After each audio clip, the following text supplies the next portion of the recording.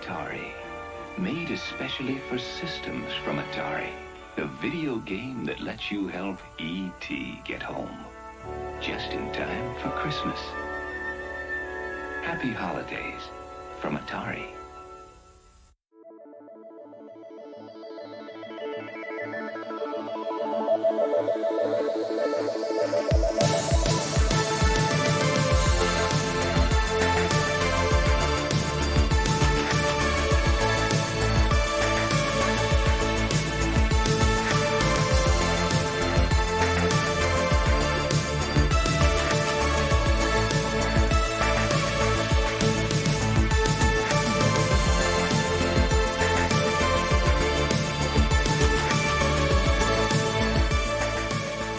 Welcome, everyone, to CinemArcade. This is the podcast about movies, video games, and the sparks that fly when those two worlds combine.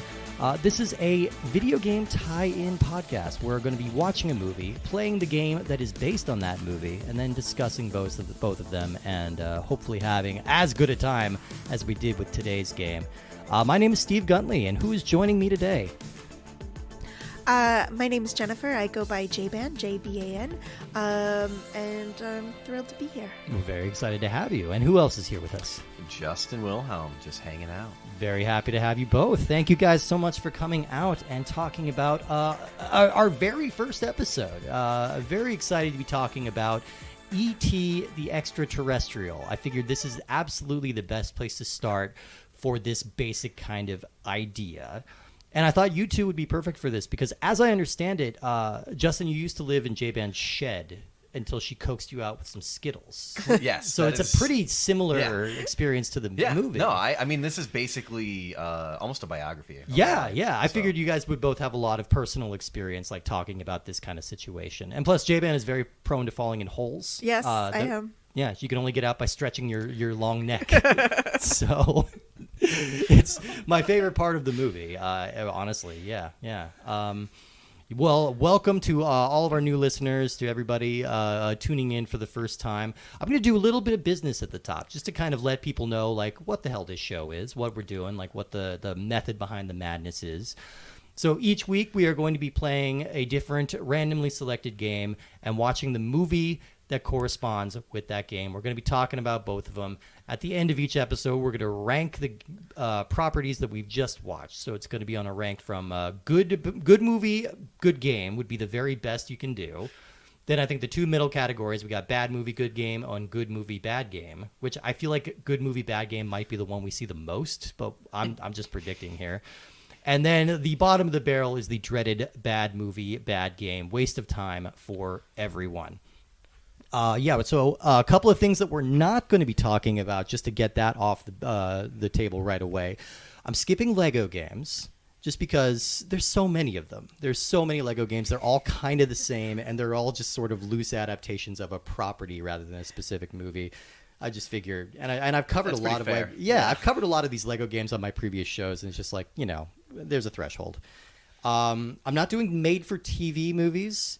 And I'm trying to stick with movies that were only theatrically released in the U.S. And that's just more to give us some kind of structure so we won't be swimming around in, like, Phineas and Ferb direct-to-video movies and stuff like that. Okay, I was going to say, I'm trying to think of something that would have been direct-to-video and got a video game. Sorry, high school musical fans. Yeah. Children's properties might be in there. That's going to be a lot of it. I'm also striking out any movie or games that were only released overseas. Like, there are a couple. Like, there's some game adaptations that were only released over in Europe. Like, there's a Big Trouble in Little China game, which I never realized because it was only released in England. So go figure. Wow. Go figure. We missed out on the shenanigans of one Jack Burton.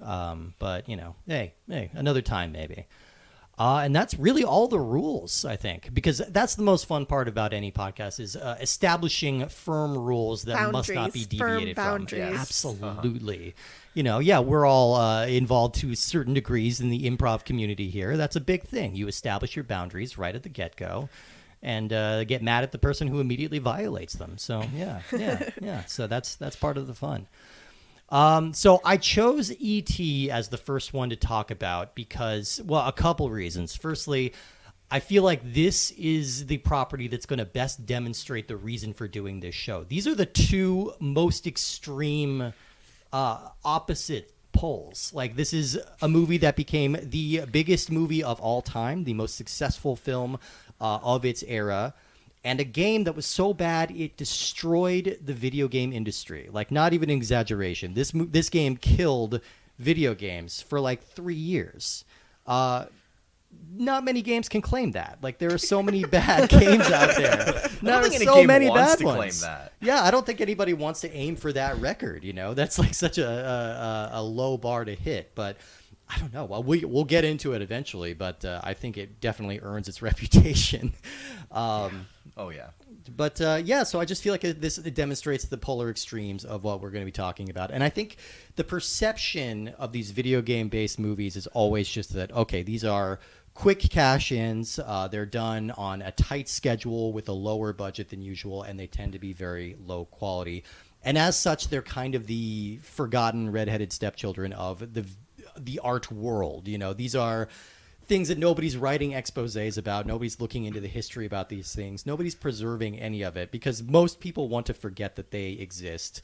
And that just speaks to me. I don't know. I think those are the things that are kind of worth preserving and talking about to certain degrees. And that's kind of the idea that I'm going for here. So I wanted to ask you guys to start with, what is your experience with E.T., the Extra-Terrestrial? I knew going into this, and I haven't looked up anything since, I have a reasonable idea of what all went on behind the game. And I watched the movie when I was a kid and absolutely nothing about it. Forgot almost everything about it until I watched it at 2 a.m. this morning. Best time to do it. Because I forgot to watch it. So how long had it been since you'd seen it? Like 15 years, something like that? Oh, God. Yeah. Honestly, almost probably pushing 20 at that point. Wow. Yeah. So, that's intense. That's intense. And I have not the greatest memory. So almost all of this movie was gone. I was like, at some point, a bike is going to fly. That's what I know. And also, there's spoiler alert. Yeah. That was it. That was my entire knowledge of what was happening. Okay. So I think there are E.T. households, and then there are Mac and Me households. Were you a Mac and Me household? We were a Mac and Me household. Maybe because we grew up in poverty, and we got Mac and Me at the local library all the time, and I had such affinity for Mac and Me, even though it's objectively a terrible movie. I loved it. I love the kid flying off the cliff, and I love the alien family, even though they look horrible. They look like some sort of like descended ball sack. Still waiting for that sequel, by the way. Still waiting for the sequel. Like every time you had like the McDonald's, like the heavy McDonald's music video in the middle. But I didn't come to E.T. until pretty late in life. I started watching through the AFI 100 during the pandemic, and that's where I first watched E.T. Oh, okay. So pretty recently. Pretty recently, and then I was rewatching it, and it was really funny because another thing is like there's E.T. households and there's Poltergeist households. Yes. And I was also a Poltergeist household. So my big Steven Spielberg spectacular was Poltergeist. And so like when I first watched it, I was like, oh my God, the guy who made Poltergeist made a pretty good movie. Yeah. I mean, a funny fact about that is that both of those projects started as the same script. It was a movie called Night Skies that Spielberg wrote with John Sayles. And then they couldn't really make it go. It was going to be about a suburban family being terrorized by aliens. And so they split the movies, basically. One became Poltergeist, the other became E.T., and they opened within a week of each other in 1982, which I think is crazy to me. 1982 for Spielberg. What was it? Raiders of the Lost Ark came out that year? That was in 81. 81, but yeah, okay. He was fresh off of that success. I mean, Spielberg's run around this time was unparalleled. Yeah. I mean, he had one 1941 in the middle there that kind of threw off his mojo. But then it was Jaws, Close Encounters, Raiders, E.T., Color Purple, Indiana Jones, Last Crusade, and Temple of Doom. Like, Always, everybody's favorite Spielberg movie. Always, Amazing Stories, obviously, all the best. But yeah, no, he had one of the craziest runs of all time. Back to back, like best or highest grossing movies of all time. He did E.T., that held the record until Jurassic Park came out 10 years later, and then Cameron did the same thing. So like there's a bit of a monopolistic approach to the box office, which is always kind of crazy. But So Poltergeist and E.T. came out within a week of each other? within 1 week of each other, yeah. That must have been a busy month. It was crazy because that's the Like, same. Can you imagine being him during Yes. that month? Oh my god. Going like a bunch of events and just constant media stuff for months. Yeah. Just like all of this stuff. I hope he took a break the rest of that year. Well, and it's funny because Poltergeist is the only film until recently that had a Steven Spielberg writer by. Right, until Yeah. Fabelmans, Yeah, yeah. Fabelmans. Yeah, and there's a lot of debate around whether or not Spielberg actually shadow directed Poltergeist. Yeah. Like, a lot of people are saying that, like, Tobe Hooper was just kind of there to satisfy some DGA requirements, and that Spielberg actually directed. It does feel much more Spielberg-y than it feels Tobe Hooper, who did Texas Chainsaw Massacre. Like, so I see where that's coming from. I don't know how true I don't know. that is. I think there's such a negative connotation to shadow directing. I think they probably were just really great collaboration because you can definitely see some of the suspense aspect of it that Yeah. Tobe Hooper was particularly good at, and it's just like it's balls to the walls. Like I love Poltergeist. That's a movie that manages to be absolutely terrifying while technically having a body count of 0. Yes, exactly. No That's one my dies in that favorite movie. types of horror movies where there's body count of 0, and you're like, "What? No, Yeah. someone must have. No one. No one. I mean, a guy died." peeled his face off, but he lived through it He did. somehow. Yeah. Oh, yeah, that movie is wild. That's what he gets for stealing a steak in the middle of the night. That is like the rudest thing I've ever seen in my He entire dropped the life. steak on the counter. That's honestly the rudest thing you can do. He didn't even get a cutting board or a plate. He took this raw, dripping red steak for this family that's already gone through enough. Now they've got to clean up, like, Well, it's just germs off their counter. It's like an alpha masculine move where you're eating another man's steak. It's super troubling. Yeah. This family's having a lot of torment right now. I'm just going to eat their damn steak. That's always a crazy thing to me because I've never gone into somebody else's kitchen and thought about anything without asking first. Because like Right. even growing up in my family household, everything that we bought had a plan. It wasn't just like, oh, we just have a steak kicking around. It was no, That's we're dinner eating later. this Yeah. today or tomorrow. Yeah, Like yeah. this is. I mean, meat doesn't last for a week. He just ate somebody else's steak that they were probably going to eat the next day. By the way, I'm fully comfortable with this Poltergeist diversion because I don't think there is a Poltergeist game, and I love Poltergeist and I want to talk about it. So yeah, no, it's amazing. There are a lot of parallels in Poltergeist to E.T., and I think Yeah. the child acting in both films on point. Like, Unbelievable. Yeah. Like when I was Spielberg watching is so this, good at directing kids. He's always been like incredibly good at getting good performances out of kids. and it's always so funny because like the number one thing about directing is casting, Yeah. and the cast these children who are just like precocious doesn't even begin to count how like they memorize their lines, they got them, they delivered them in such emotive, present ways. It's spectacular. It really is. Yeah, the kids go so far towards selling this movie. Like, I was thinking like, all right, well, I'm gonna come to this show and like not have anything to talk about because it's fucking E.T. It's one of the biggest movies of all time. It's a beloved childhood classic, and I'm realizing more and more that like for people younger than me, E.T. is not a household classic anymore. Yeah. Like it's not really. Like I just watched it with my girlfriend the first time this week for the show. Like she'd never seen it before. Like it just wasn't part of her rotation, and that's kind of unthinkable to me. It just feels like such a canonical movie. I think because it wasn't a part of my childhood rotation, I think there definitely wasn't as a push to like putting E.T. on television. It wasn't in like syndication or anything like that. It wasn't on TV on the background. Like Poltergeist was on TV. Yeah, all the time. All the time. But E.T. really wasn't, and I think that was a short-sighted.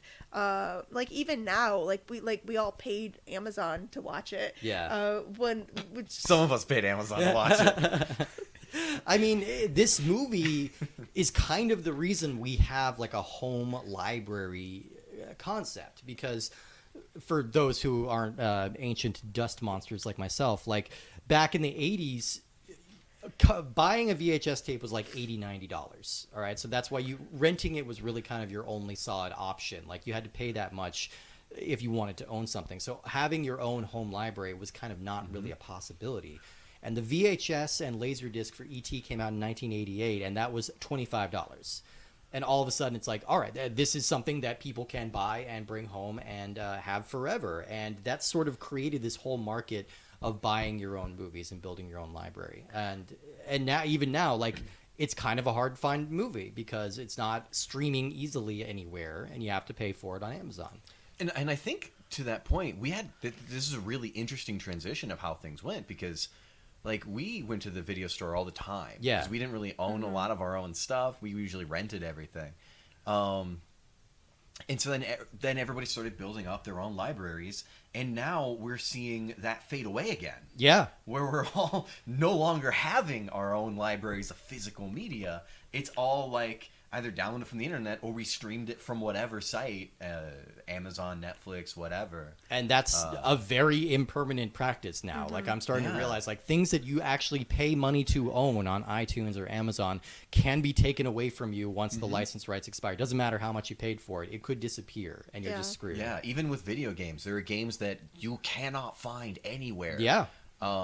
Games that should be around, but it's like, oh, you know, this Lord of the Rings game, they lost the rights to the soundtrack, and so they can no longer publish this game anywhere. Right. So it's just gone. It's just gone. Yeah. Lost to history forever. That's weirdly happening right now. I was trying to watch 28 Days Later the other day. That movie's not available to stream anywhere. Like, it just absolutely does not exist, and it's because there's an argument over the soundtrack rights. That's and so awful. like That's it's just such nowhere. a good movie. It's a great movie. I have it on DVD. Yeah, I think I still own a physical copy of it, luckily. So like that's why I believe in hoarding physical media.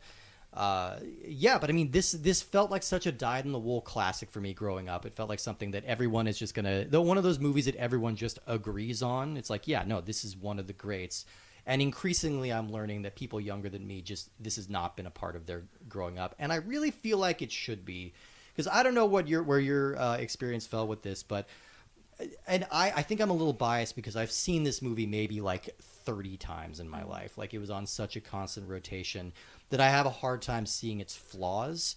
But I still think this is a damn near perfect movie. It's a really good movie, and Yeah. it's definitely it has some certain strengths, and I really love the hot mom character. Yes, thank you. I am with you. I was on that. thinking about that during the movie. I was like, oh. Dee okay. Wallace can get it. Well, wasn't she also the hot mom in Lost Boys? No, that was Diane Wiest. She Diane was Wiest, the hot okay. mom in Cujo.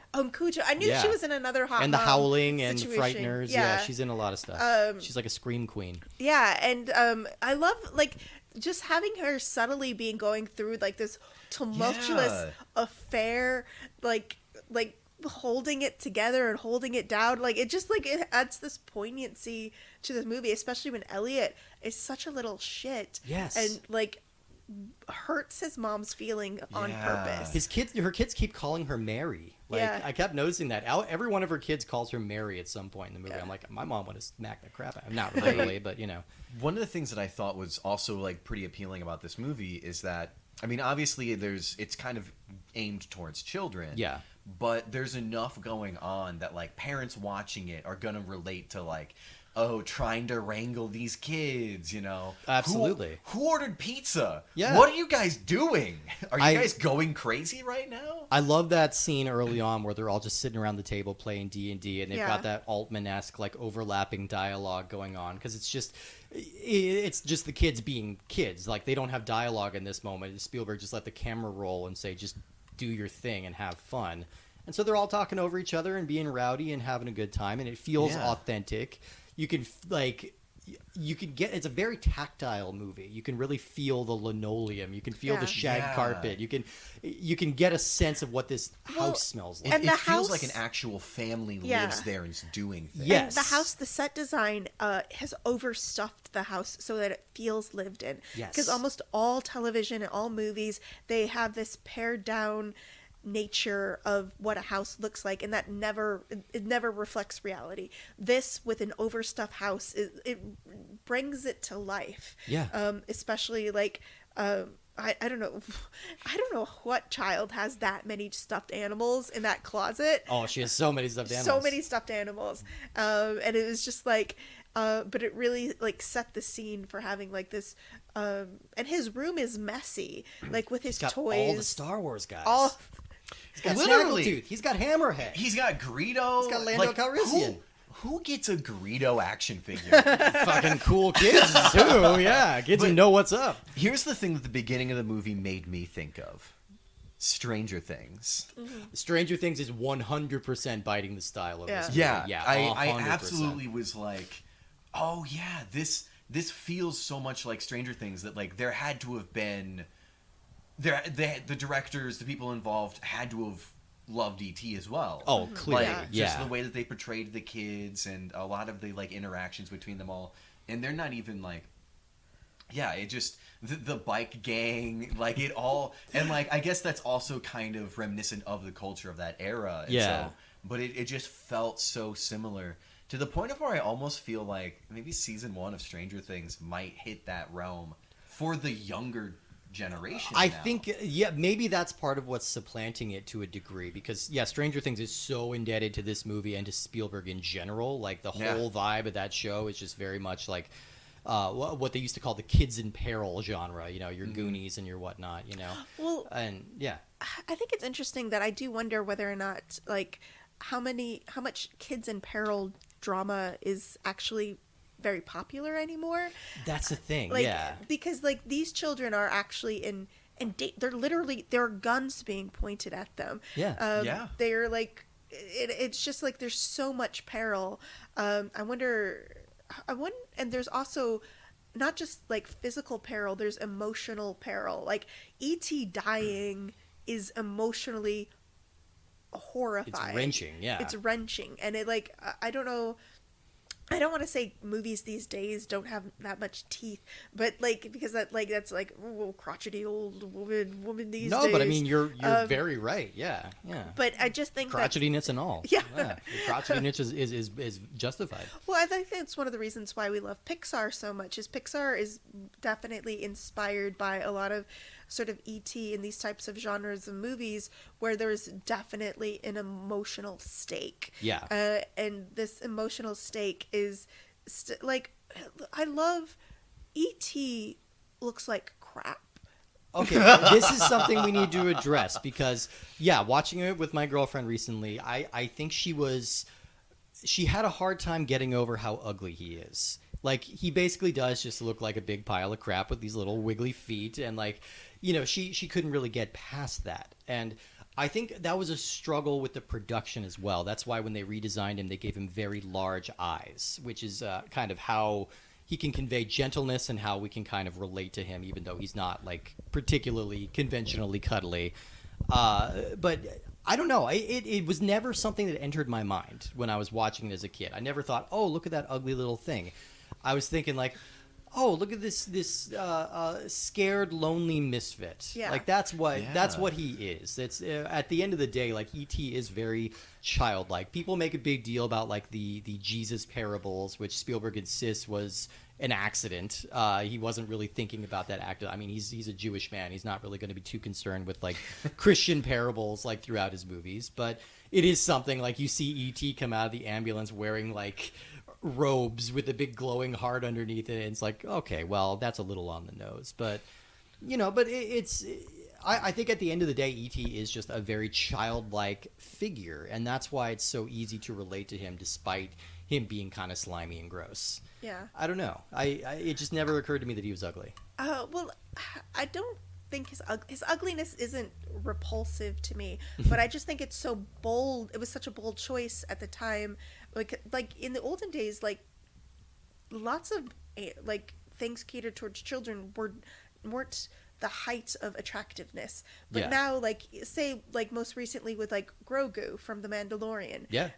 It's objectively adorable. Yeah. Like even though it comes from Yoda, which was not an adorable creature. Yoda's Yoda's a weird old You didn't man. think Yoda was adorable? Yoda was a weird old man. Yeah.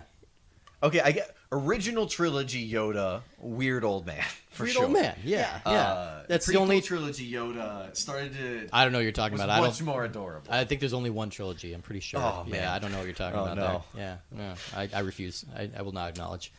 No. Look, I think they were good things in the prequel trilogy.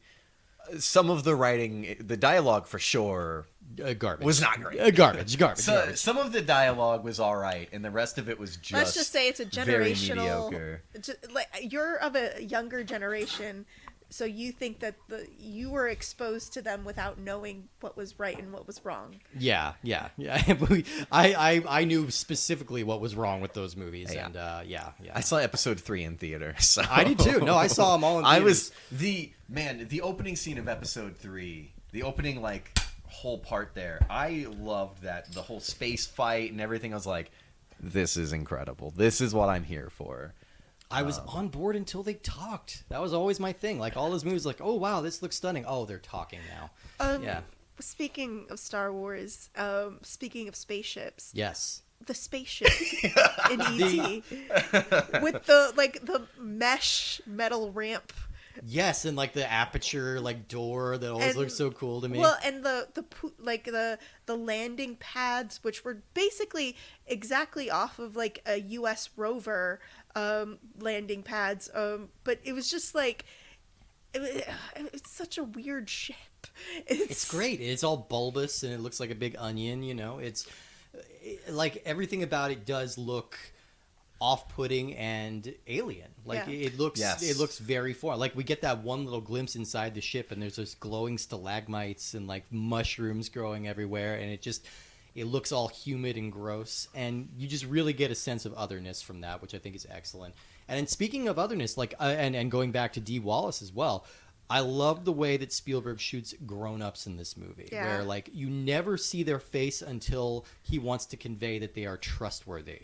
So the mom is the only adult that we see. You know, we see there are teachers talking, but they're always shot Yeah. from the waist up. We see like Peter Coyote and the scientists from the waist down until we realize that they don't have malicious intent. You know, they're just curious here and doing science and research. yeah, in a callous way, but they genuinely don't mean harm.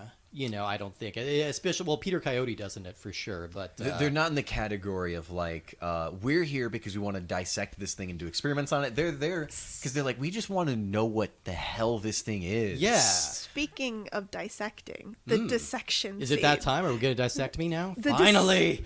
Oh no. You don't have a scalpel, but we both brought scalpels. Well, I'd asked you guys too, and I appreciate that you stuck to These that. people lived in a time where you would have 10-year-olds chloroform and kill and vivisect Yes. frogs. Okay, this is That nuts. was what? Okay, I don't know about y'all. I have dissected animals in biology class. I never had to kill it Right. myself. Yeah, no. Neither did no. I. No, I'm the way that it's shot in this movie makes it so dispassionate and feel like, yeah, okay, this is obviously something that happened. You know, somebody's got to gas these frogs. But that was never a thing for me. I was grossed out enough having to dissect like the pig fetus and all Yes. that. I was but, kind of amazed. but I didn't have to kill But- the pig. No. Yeah, I'm glad that Elliot had a drunken rampage and let them all out. And I don't know. I grew up. My mother's favorite movie is The Quiet Man. Yeah, and the which whole is what kiss they- in The yeah. Quiet Man and Elliot's kiss, and he has such a big day. He's like met an alien. He gets his first kiss. He rebels against the fucking man. Gets drunk for the first time. Gets drunk for the first time. He saves the lives of frogs and he inspires an insurrection. You know, it's Kisses Erica Eleniak Yeah. 10 years before Baywatch. Yeah, Yeah. you know, hey, go it's for a it. big day for Elliot. Yeah. And it was just so thrilling to see that. And it's just so it's so interesting the Elliot's love for the people around him, even though he's also kind of a jerk. There's he has such affection for he's so little and he's so clearly into this tall, very pretty girl. Mm-hmm. And he's just like, dude, way to go. Yeah, Yeah, no, I mean he went for it, and we should bring it back to Henry Thomas. We mentioned briefly that how amazing the child performances are, but is Henry Thomas in this movie the best child performance of all time? Which one was Henry Thomas? He's Elliot. Elliot. He's Okay. Elliot. Okay. Yeah. I mean, I feel like it's hard to make arguments otherwise. People will toss out Haley Joel Osment's Sixth Sense, or I think Drew Barrymore's collective works are better. But I would say her collective works, like in Firestarter, and she is very good in Firestarter. And in this, and her other children's roles. But I think maybe a standalone, probably the best. It's really a pretty incredible and like emotionally sophisticated performance for a 10-year-old boy. Yeah, like he really does need to be the heart of this whole movie and kind of carry the whole thing on his shoulders. And like you said, he's a little guy, he's a frustrated middle child, and he's going through a lot with his parents' divorce. Anyone who saw The Fabelmans know that Spielberg's parents went through a divorce that kind of sent him reeling. This is a lot of his way of working through some of those feelings, like through this movie. And I think Henry Thomas is just an incredible find. Like, he's so emotive and he's so soulful and so likable, even when, like you say, Jabin, that he's being a little shit, like. Yeah, and I think usually when you get a performance, especially for children in situations like that, you're getting the performance from like, a 16-year-old. Yes. And they're probably a couple years older than the character they're portraying, but I mean, this wasn't a teenager, right? Yeah. And that was the big thing, is to get all of those, to get those vibes and emotions out of. I don't even remember how old Elliot was supposed to be in that, but yeah, I think like 11 or 12, maybe something like that. He's in that range. Preteen. The actor definitely didn't seem to be much older than the character he was portraying. No. And that was the thing, is those are usually the supporting roles, not the primary. Right. And so to see it get carried so well, and to actually without a lot of saying things. Yeah. Sorry. I tap things when I get excited. It's emphatic, yes. Without a lot of like being direct and saying how he felt, you got to feel a lot of how he felt, and just like how he felt in the situation. Yeah. Not just as things progress through the movie.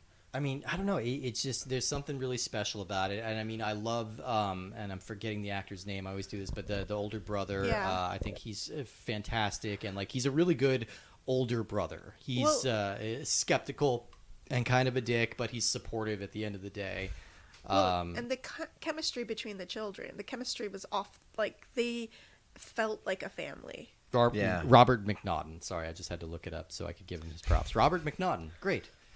I mean, and I mean, there's so much to talk about. Like, there's so much to isolate. Like, John Williams' score. Oh my One Yes. of the greatest movie scores of all time. I started watching the movie, and I'm like, I can feel the like Indiana Jones / Star Wars like soundtrackiness from it, and I was like, oh.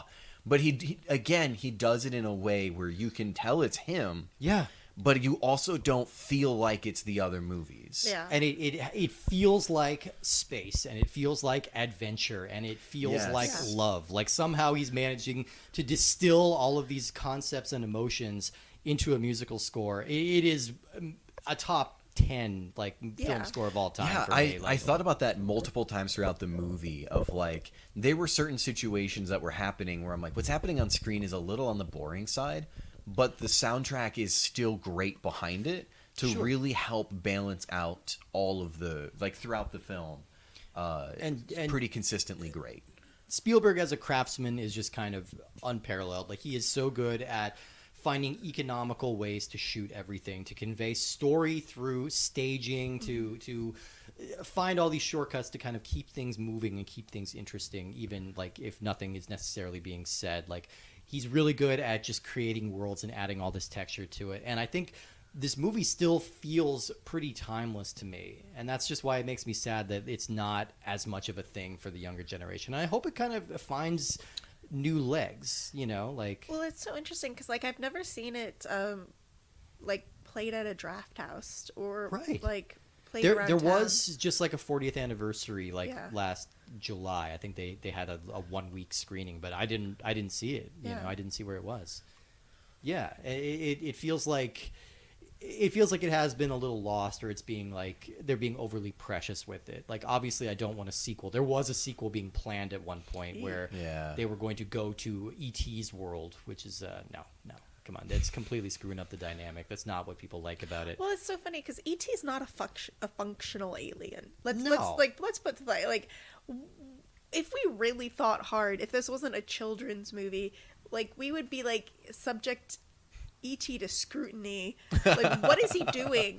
Like, what is he doing? Like, why didn't like, he's such a like lays about who like gets left behind, and with no way to get back home, and like he waits for inspiration to remember that phones are a thing.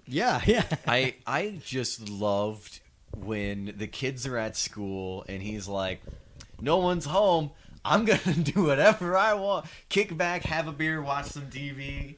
Like, it was dismantle some toys. Yeah, why not? Dismantle some toys. And then when the mom comes home and the younger daughter, and they're like, he's just walking around and she's just constantly like looking the wrong direction. Yeah. And you're like, she's just so used to kids being around and doing weird stuff that none of this phases her whatsoever. She doesn't even like prefer none of that. She doesn't like turn and look and be like, oh, hey, so-and-so. No, because this happens every day. So somebody does something like this. Yeah, she's got her own shit going on. Yeah. Forgive me if I get this wrong, but I believe that in Star Trek universe, there's something called the Prime Directive. Yes. And you don't interfere with the local people. That's right. So if E.T. society has a Prime Directive, he's just failing at it. Oh, yeah. So spectacularly, and he's causing the rest of them to fail at the Prime Directive. I'm not saying they have to have one, but they're definitely like, shh. Don't get caught. We also, like, pointedly don't ever really learn what his people are doing here. We see them kind of gathering fauna. Like, it seems like they're more interested in plant life. Yeah, it seems like a research expedition. For sure. Like, you get that vibe. Like, these are clearly not, like, a violent species in any way. When people show up, they fucking go. They flee. They're just like, hey, get in the car or we're leaving. They're shooting rainbows across the sky. They're out of here, and then, you know? Yeah. Then they leave. Yeah. I mean, there's so much to dig into, and I would just encourage people, if you haven't watched this movie somehow, or if you haven't watched it in a while, do yourself a favor, go back and rewatch it, because this thing was a legitimate phenomenon in ways that we don't really have anything quite comparing to it. Like, the Marvel machine that we have going on today is kind of unprecedented, but it's also the result of lots and lots and lots of marketing and intercoordinated efforts and things like that. E.T. was kind of just a word-of-mouth sensation. You know, people were just like, you got to go see this thing. And like, throughout my childhood, something would happen and they would jokingly go, E.T. phone home. Yes. Like this, there was a lot of people who saw this movie. There was memorable things in the movie. I don't know if there was action figures, but it probably were. Yeah, there were. We had a stuffed toy when I was a kid. It probably does as much as E.T. in the game does. Yes. It's an everlasting advertisement for Reese's Pieces. Yes, that's one of the great fun facts about this movie is that they offered this part to M&M's. They offered it, like, they reached out to M&M's because it's like, can we use your product in our movie? And they're like, no, come on, this sounds like some bullshit.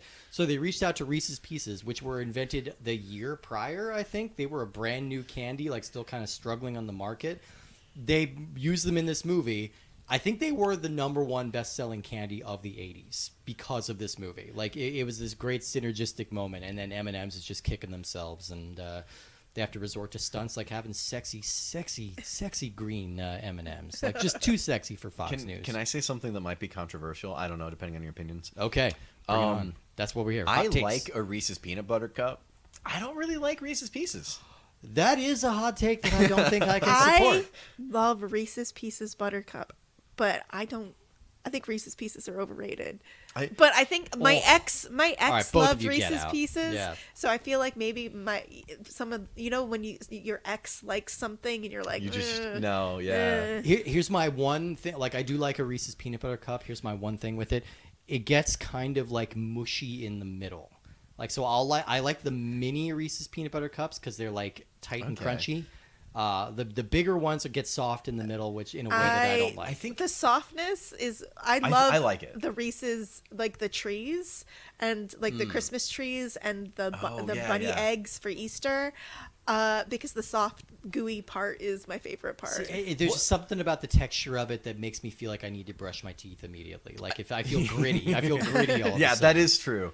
I think I just meant to I finally processed what my feelings on this is.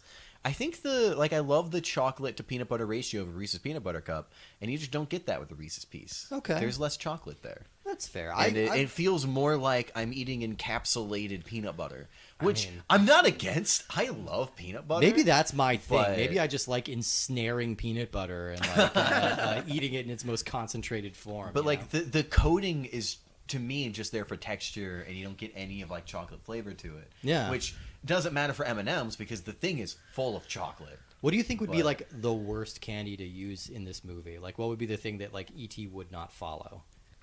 Like I feel like if he put some Rolos on the ground or something, he would rebel because it's just like what? He's just like stuck in his mouth the whole time. He's just like Does E.T. have teeth? He does have teeth. You see him, yeah. He's got like human-looking teeth. Okay. Yeah. I like Rolos. Yeah, but I mean, it's too chewy. Like I feel like he would be working on him the whole movie. You know, just give him like some saltwater taffy. Yeah. Oh, God, circus peanuts. Yeah, he's not going near those. Yeah. Circus peanuts are different, and circus peanuts are phenomenal. I will not let anybody hate on circus peanuts. I hate circus Circus peanuts. peanuts are great. This is good to know that you are a 75-year-old man from Eastern Europe. I also love caramel more than anything in the world. I moved somewhat recently. It was like a year ago at this point. And I didn't want to take much out of my refrigerator because I didn't want to deal with that. It was like a 20, 30-minute drive between places. So I was like, I don't want to deal with refrigerated stuff.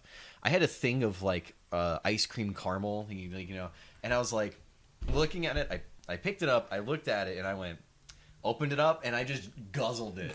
I just squirted it into my mouth like a kid with Cheese Whiz. Dear God. And just chugged caramel. And it was maybe the best moment of my life. I'm just imagining this like hardening in your esophagus and you die. Like that's what you're doing. You're giving your esophagus a candy coating, and you might die happy, but you're gonna die.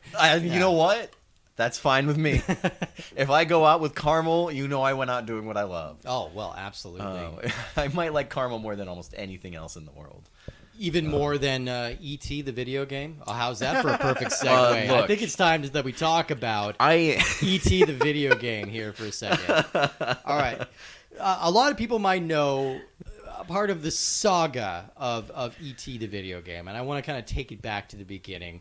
This is one of the earliest movie or video games based on a specific movie license. Like a lot of things of this era, it was born off of Star Wars. Star Wars was an unbelievable success, and not just as a movie, it was an unbelievable success as a product. So all of a sudden, we have things being marketed. We have action figures, we have lunch boxes, and we have video games. Now, video games at this time were very much just considered toys for kids, which you can still debate that, but I would like to think that they're not, so I don't think I've wasted my life. But I mean, if they are, then I'm still a kid inside, so it perfect. doesn't matter. Yeah, there you go. And so, I think the first video game that kind of took advantage of this concept was Superman. That came out in conjunction with the movie, but it wasn't specifically tied to the movie. It was a Superman comic book video game for Atari that was just released around the time of the movie. But then I think in 1982, we got 3 games in a row that were specifically licensed for the movies. We got Raiders of the Lost Ark, we got Alien, and we got E.T. So E.T., it came out in July of 1982, and it was just clearly just going to be a runaway success on a scale that nobody had ever really seen before. And Atari saw huge potential in an E.T. game, and so they paid Spielberg a reported $25 million for the licensing rights to produce this game, which would be about $50-60 million today, so he made a decent chunk off of this piece of shit. The deal was settled in late July of 1982, and Atari wanted the game on the shelves in time for Christmas that year, which meant the code would need to be wrapped by September 1st. That gave the developer the month of August, basically, to make this entire game. So they reached out to a guy named Howard Scott Warshaw, who had worked on the Raiders of the Lost Ark game and another game called Yar's Revenge. And he had a little bit more than a month to develop, program, and test the game. And so just to put that in context, even for the Atari era, this is ridiculously fast. An Atari game around that time would take at least 6 months to a year. He had 1 month to make this entire thing. And I think I know where he saved a lot of the time. Yes. It was probably in the testing part. Would you believe they didn't test this game? Yes! That's crazy, right? Isn't that insane? I would believe that nobody played this game until the first person bought it off the shelf and took it home. Absolutely. Yeah, no, I mean, Atari just figured, look, we've got the ET license. This is going to be a surefire hit. We're going to save some time by skipping the audience testing phase entirely. After all, they recently had released a home version of Pac-Man, which was critically derided, and everybody hated it because it's like a really poor version of Pac-Man, but it was their best-selling game of all time. So it was clear that like what the audience thought didn't matter. They were going to buy it anyway. So when the game finally released in late December of 1982, it was indeed a big hit. It sold more than 1.5 million copies, despite being savaged by the few critical outlets at the time. The problem is, by January, so just a little bit more than a month later, more than half of the copies that had been purchased had been returned. All right, a lot of this was like grandmas buying gifts for their grandchildren, and the grandchildren are like, "Grandma, this sucks. I hate you. Get rid of this." That's exactly what I always said to my grandma. Families were destroyed because of this game. Yeah, and this left Atari with a mountain of surplus cartridges that it couldn't move. They took a huge loss on the game. Their stock lost $1.3 billion in their yearly valuation. They would file for bankruptcy in 1983, which meant the video game industry in America, which was pretty much just Atari at this point, was functionally dead. It was so dead, in fact, that the NES, which came out in America in 1986, it was only able to find success by packaging it with a toy and selling it in the toy aisle. They had to keep the words video game off of it entirely, or else people wouldn't touch it. So they sold it with Rob the Robot, who was a little guy who would interact with your game, and they just had to ignore that it was a video game entirely. So as for all the extra copies of the ET cartridge, Atari was forced to dispose of them in a landfill in Alamogordo, New Mexico. You might know Alamogordo as the site of the nuclear bomb testing back in the day. They actually dropped the bombs on the ET cartridges later on. Like, can we do one more test? Yeah, we got some stuff to get rid of. Hey, are you guys sure you want to not do this for a little while? Because we have some things to blow up, right? We can test radiation on plastic. And then they realized it was going to be pretty easy to keep these things in a hole, because every time they tried to get up, they would just immediately fall back down. So it was fine. But this was dismissed as like an urban legend for a long time. People were like, no way, this didn't actually happen. And then there was a documentary film called Atari Game Over a couple of years ago where somebody was actually going out and trying to find copies of this game, and they found it. They found the landfill with something like 1,400 copies of E.T., and a bunch of other games were in there as well. But there was a landfill in New Mexico full of E.T. cartridges. They probably still play about as well as it ever did. So if you want one, you know where to go. You don't go, no eBay, none of that. No. Just go straight to the source. Head out to the Get desert. a shovel and go to town. It's one thing to understand that a game is horrible. Yes. And then it's another thing to actually play that game. All right, yeah, I want to start with J-Ban here, because this was your first experience and first exposure to this game entirely. You knew that this existed and it was bad. I knew it existed. I knew it was bad. I knew the legend behind the horribleness of the ET video game in the gaming industry, that it was like, the darkest day. It was worse than The Room for movie equivalent. Well, At least The Room eventually made its money back. Yeah, right. Well, but maybe it was Room, laundering money. Who knows? There's also things that are so bad that you can enjoy them, and then there are things that are so bad they have no enjoyment. It's a hard line to walk with video games in particular, since that's not a passive experience. Like, you're going to be enwrapping yourself in this very frustrating experience. Well, So for those of you who haven't played it, one, don't. Counterpoint, do, and get back to us. And you just wiggle around a horribly designed green on green situation, and you fall into holes, which as anybody who's played any video games ever, falling to holes is like an instant. You feel horrible because you think you've just died. Yeah. It creates this user experience where you're like, I'm dead. Oh no, now I have to get out of this hole. Oh, I fell back in the hole. Oh no, now I have to get back in. It's so frustrating. Yeah. And it's so pointless, and it gives you this feeling of dread every time that you fall into this stupid hole, and sometimes the hole is empty and sometimes the hole is not, and then it's so stupid. And as far as I can tell, the whole point of the game is to just fall in holes and find things. Yeah, all right, we'll break down what the intention of this game was. You play as E.T., you start with like you landing in your little ship, and first of all, the concept is already flawed because E.T. is supposed to be looking for the 3 pieces of his phone so he can call home, but his ship dropped him off here, so it's like, what are they doing? Whatever. But it drops you off in the woods, and you need to just walk around. I think there's like 4 or 5 different screens that you can walk on, and you need to exactly that. You need to look for the 3 pieces of your phone, which is accomplished by falling into random holes. All right, you can't quite make out where the holes start or end, and once you're in the bottom of the hole, the only way to get out is to press the one button on the Atari controller, extend your neck all the way up, and then float out of the hole. Sounds fun, right? Only directly up. Only directly You cannot up. go diagonally. You cannot go to the side. You can only go straight up or down. And what happens when you go straight up from the bottom of a hole without being able to like move in one direction or another? You immediately fall back down into the same goddamn hole. So that's Sometimes 10 times in a row. Many You start getting times. angry. Look, there's a degree of leeway you can give to the Atari 2600. These were very early, very primitive games. This would be like going to the caves of Lascaux and like criticizing the brushwork. It's like this is a very early example of what we could do. And somehow the caves of Lascaux still rock. They do, and they're still made of rocks. Like they're both great. And like I would rather watch the cave paintings in Lascaux than do this, but it's. Even by the low standards of the Atari 2600, this thing is impossible to play. I don't think it looks terrible. Like I think it's the ET sprite clearly looks like ET, and the human sprites like are fairly detailed for Atari. Like they're wearing trench coats and hats, and like they will chase you down. If they grab you, they'll take you to jail, and you'll lose all the pieces of your phone.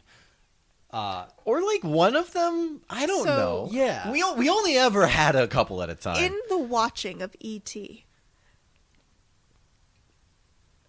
falling down holes, a big part of the movie? No. I mean, if you were to play this game first, can you imagine like where are all the holes? Like he hasn't I thought this guy fell into a hole. He hasn't fallen in one hole.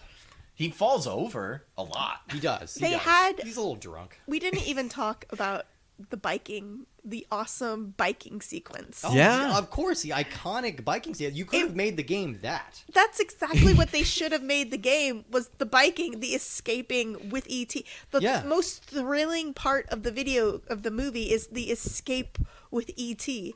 And instead you just have, I'm gonna fall in a hole. I mean, it's the most gamified version of the movie, too. You're evading bad guys. You're finding alternate routes. You could have been super lazy and made a Pac-Man knockoff with this, and it would have made more thematic sense than what they settled He's just eating on. Reese's Pieces the whole way. He's just eating Reese's Pieces. He's got little power that's pellets great. ready to go.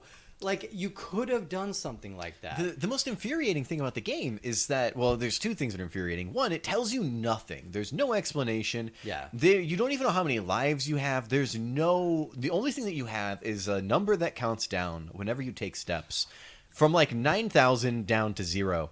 And the most frustrating part about that is every time you fall into a hole, you lose like 250 points.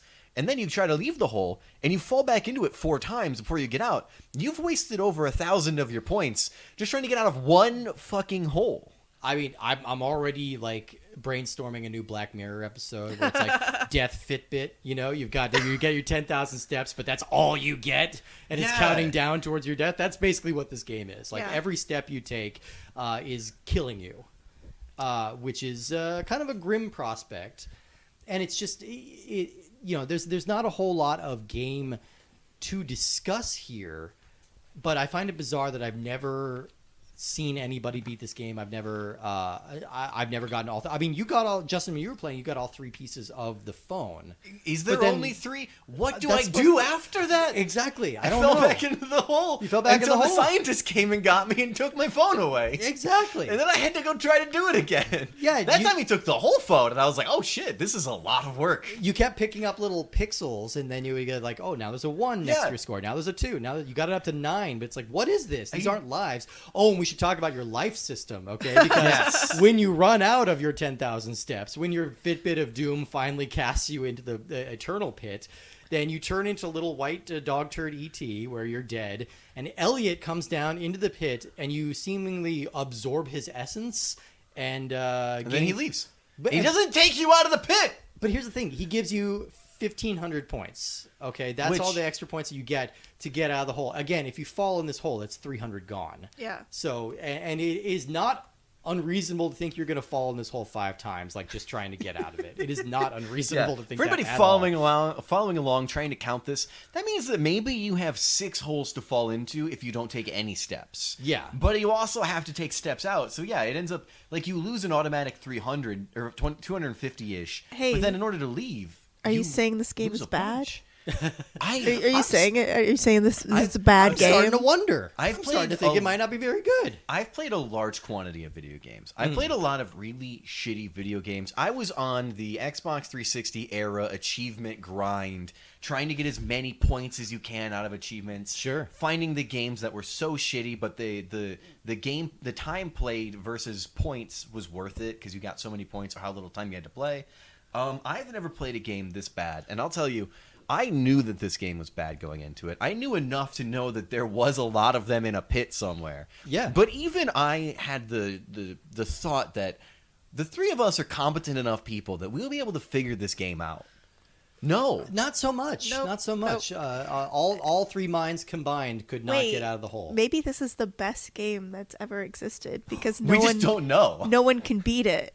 Yeah, but maybe you get to the middle of it. And it's like, congratulations! Here's the formula for the cure for cancer. Congrats, you got it. Well, I mean, so let me ask the question: can ET cure cancer? Do we know that?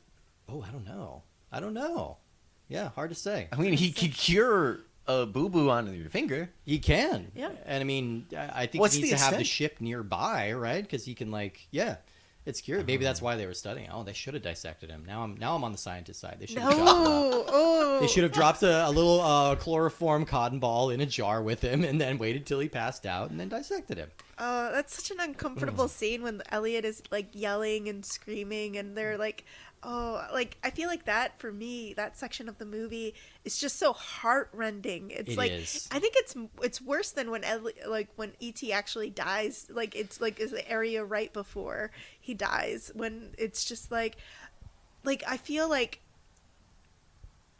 when we talk about movies having like coded references for real life experiences, going to see a family member in the hospital, that's such a tragic situation, and to see Elliot and to see all the tubes and everything, and I feel like that captures that moment of being a bewildered child visiting a relative. Yeah. And it captures it so beautifully and so accurately. Yeah. It really brings like this humanity to children that it's one of the reasons why this movie is one of the best. Yeah. 100%. My Elliot, I just there's so many things that I loved about what Elliot does. He sees an alien in the woods, and he's not necessarily scared of it. He tries to find it. Then when he finally finds it, the first thing he does is try to lure it into his bedroom so he can make friends with it And show his Star hang Wars out. toys. Yeah. It's like, bro, now that you're here, here's Lando. Yeah. right. I'm going to explain the whole concept of Lando Calrissian to you And then right now. also, look, they can fight each other. Yeah. Do you want to just play action figures with me?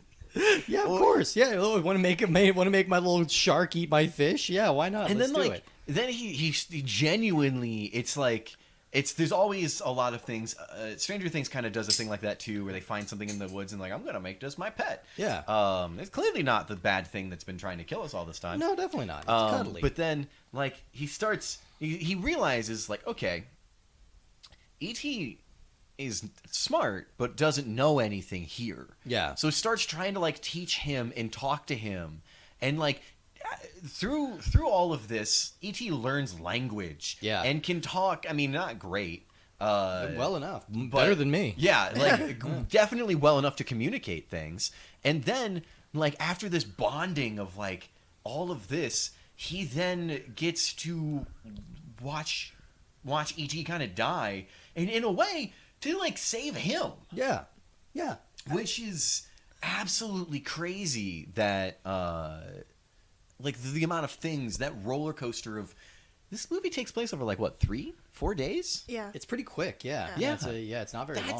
That's like the type of thing that most people will experience once over the course of their lifetime. Exactly. And they have this crazy intense bond. And I mean, that's why this game and like this concept of video games based on movies is so fascinating to me, because I'm curious to see which thematic elements they're going to pull out and try to gamify.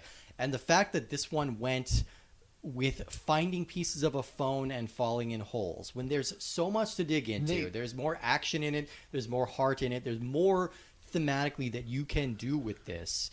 And that they landed on that, even with the quick turnaround time, like even with everything, it just feels like completely distanced from what the movie is. If you really think about it, they didn't pull anything from the movie Not for this game. much. It's almost like literally it seems as if it was somebody who never saw the movie and just like the producer gave him like a 4-sentence explanation of what happens in the movie, and he goes, dope, I got this, I'm making this game. I don't need to see the movie. I just need to see the art.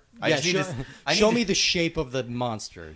Show me the monster, and I know what FBI or whatever agent is gonna look like, and what a scientist looks like.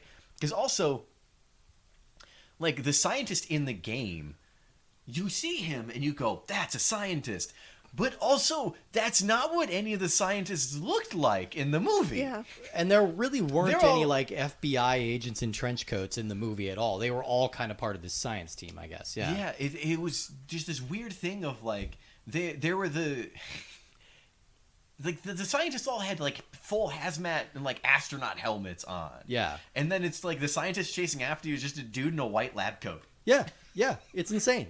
I mean, there was clearly no like conjunction, and so I'm really interested to see how things evolve, because the legacy of E.T. the video game, I think, is a cautionary tale, and it's also interesting that it basically this really thriving sub-industry of video games based on popular movies stemmed from this. The success of this game drove that entire concept, and the fact that it was built off the backs of such a monumental failure is so fascinating to me, and I'm excited to see how it evolves and how what lessons they learn and what lessons they don't learn from the mess that is E.T. the video game. Like it's pretty insane. And this was also, and again, it's something that especially people my age or younger might find harder to imagine, because again, nowadays, that is 75 because he likes saltwater taffy and butterscotch. Oh god, saltwater taffy's so good. Yeah.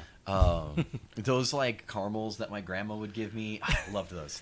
But nowadays, video games are kind of everywhere. Everybody has accepted that video games are like a part of life and a part of art and a part of the world. Yeah. But this was a time period where you only had them in arcades. Yeah. This was like the advent of the home entertainment system.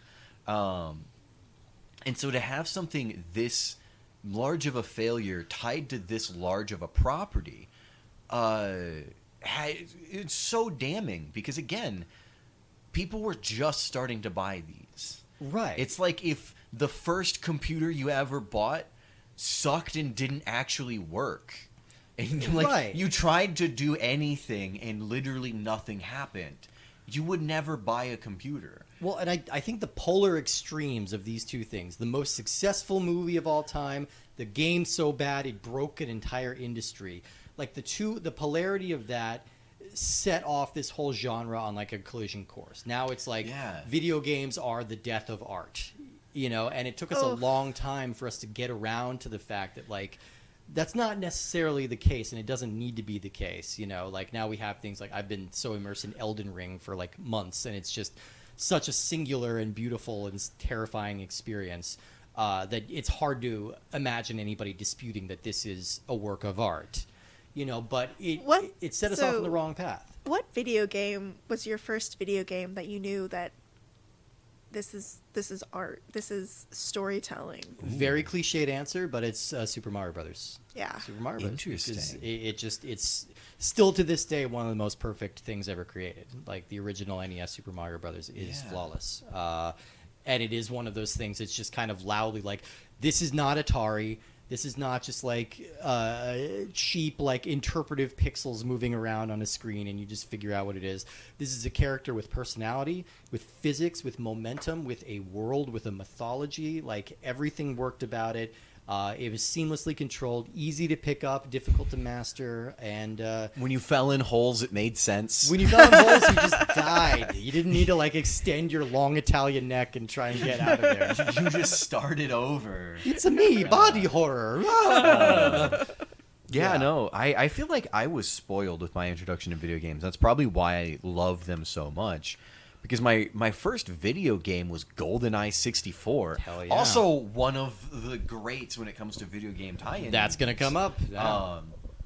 And then, like, not too long after that, like, we didn't really have access to video games super easily. So, like, we had a few games, the Lion King game, stuff like that. I still stand by it. Road Rash, fantastic game. Oh, yeah. And then Halo. Mm-hmm. When I played the first Halo for the first time, I was like, oh, this is like an art. There's a kickin' soundtrack. Yeah. It's like very orchestral soundtrack. I was like, this is phenomenal. Yeah. This is for sure art. Halo was pretty undeniable. Yeah. What was yours, Jimmy?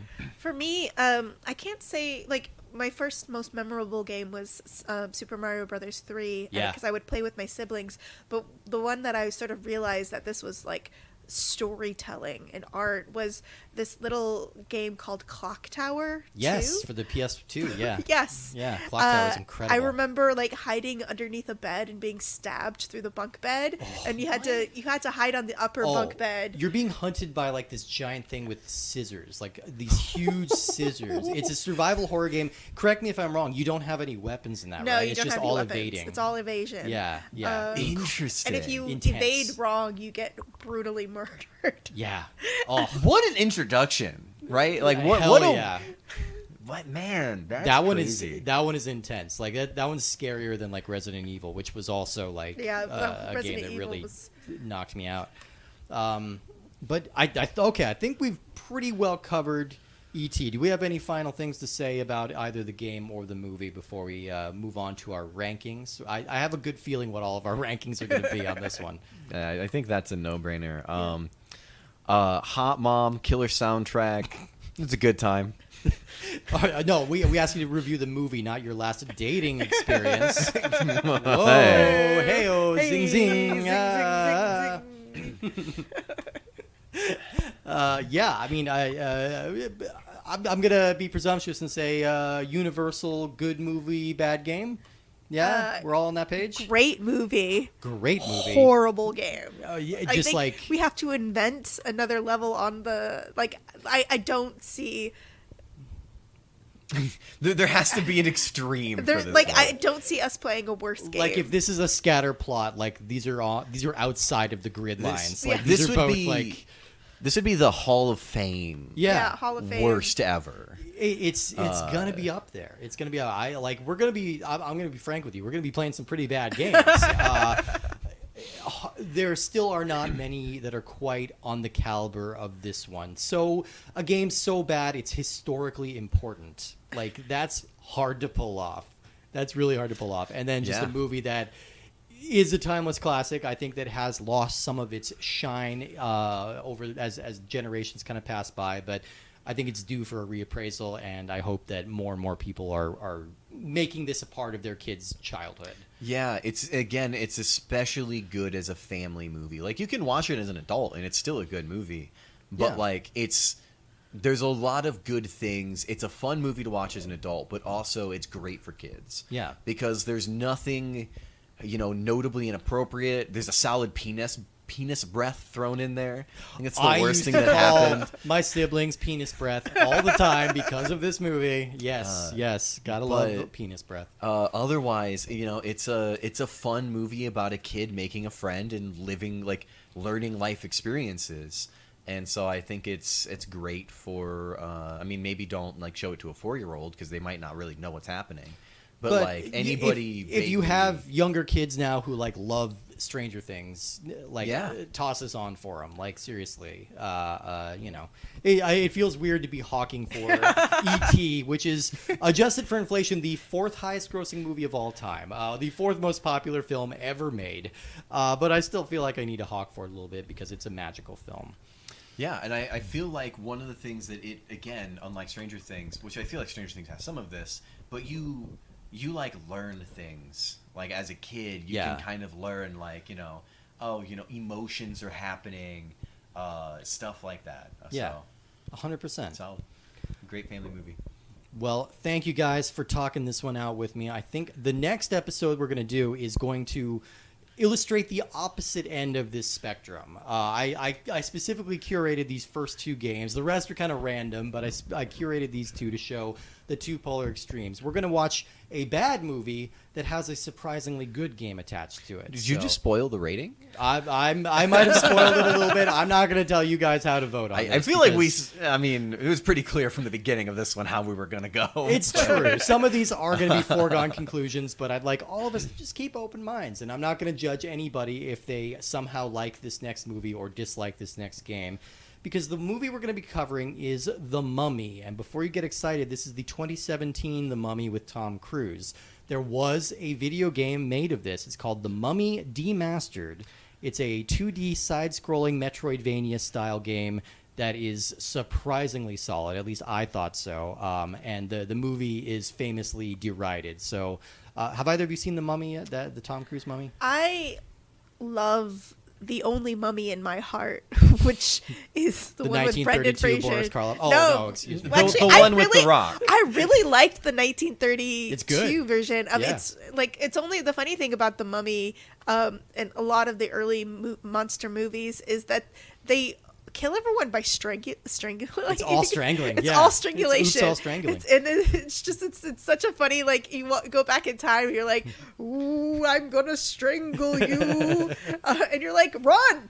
Nowadays, they literally rip your spine out. Yeah, exactly. Yeah. Well, and that's what a mummy should do. A mummy should rip your spine out. Yeah. So I have only seen the first Mummy, and again, it was so long ago that I barely remember anything of it. Luckily, this one is not. This is not part of the Brendan Fraser series. It's not connected at all, so we'll have our own fresh slate to go into it. I should mention, too, we're going to be covering some series on this show as well, little mini-series. Like you mentioned The Mummy, there are games based on each of those 3 Mummy movies.